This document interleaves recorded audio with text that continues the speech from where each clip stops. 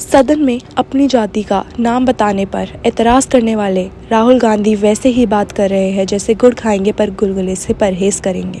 यानी जाति की राजनीति करेंगे, जाति जनगणना की बात करेंगे, पर कोई जाति पूछेगा तो नाराज़ हो जाएंगे। संसद में मंगलवार को बजट पर चर्चा हो रही थी। लोकसभा में नेता प्रतिपक्ष राहुल गांधी और बीजेपी सांसद अनुराग ठाकुर एक दूसरे से जातीय जनगणना के मुद्दे पर भिड़ गए। इन दोनों की बहस में समाजवादी पार्टी अध्यक्ष अखिलेश यादव भी कूद गए। दरअसल राहुल गांधी ने सोमवार को लोकसभा में कहा था कि देश का बजट बनाने वालों में दलित और ओबीसी जातियों को शामिल नहीं किया जाता। उन्होंने हलवा सेरेमनी की फोटो दिखाते हुए सदन में पूछा था कि इसमें पिछड़ी और दलित जातियों के कितने लोग हैं। राहुल ने जाति जनगणना कराने की डिमांड भी रखी थी। मंगलवार को अनुराग ठाकुर ने लोकसभा में भाषण देते हुए कह दिया कि जिसको जाति का पता नहीं वो गणना की बात करता है। यह बात राहुल गांधी को आपत्तिजनक लगी। उन्होंने कहा कि उनका अपमान किया गया है। अखिलेश यादव भी बहुत गुस्से में थे। उन्होंने कहा कि सदन में किसी की जाति कैसी पूछी जा सकती है। पर यह तो वैसी ही बात हुई कि गुड़ खाएंगे पर गुलगुले से परहेज़ करेंगे। यानी कि राहुल जाति की राजनीति करेंगे, अपनी यात्राओं में लोगों की जाति पूछेंगे, जाति जनगणना की बात करेंगे, पर कोई उनकी जाति पूछेगा तो नाराज़ हो जाएंगे।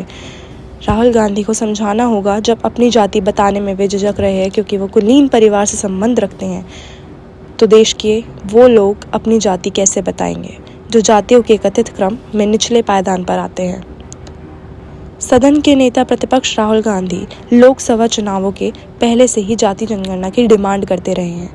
जाति जनगणना की बात करने का कोई मौका राहुल गांधी नहीं छोड़ते हैं। हालात यह है कि जाति जनगणना के ध्वजवाहक रहे बिहार के मुख्यमंत्री नीतीश कुमार, लालू यादव और अखिलेश यादव को भी राहुल ने पीछे छोड़ दिया है, जबकि कांग्रेस का इतिहास रहा है कि वह जाति जनगणना का हमेशा से विरोध रही है। 2010 में यूपीओ की सरकार के समय भी लालू प्रसाद यादव, मुलायम सिंह यादव और शरद यादव सरीखे कई नेताओं ने जाति जनगणना की मांग संसद में उठाई थी। तब कांग्रेस के बड़े नेताओं पी चिदम्बरम, आनंद शर्मा और मुकुल वासनिक जैसे आदि ने इसका पुरजोर विरोध किया था।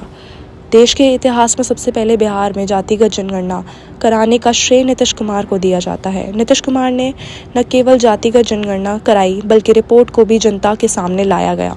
इसके आधार पर तुरंत एक्शन लेते हुए जातियों की हिस्सेदारी के हिसाब से आरक्षण भी दिया। हालांकि सुप्रीम कोर्ट ने बिहार सरकार द्वारा बढ़ाए गए आरक्षण पर रोक लगा दी है।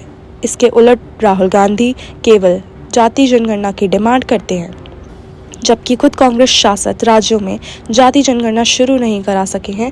छत्तीसगढ़ के मुख्यमंत्री रहते हुए भूपेश बघेल ने तो यहाँ तक कह दिया था कि हमने जाति जनगणना सार्वजनिक करने के लिए नहीं कराई। कर्नाटक में भी जाति जनगणना हो चुकी है और इसकी रिपोर्ट भी जनता के सामने नहीं लाई जा रही।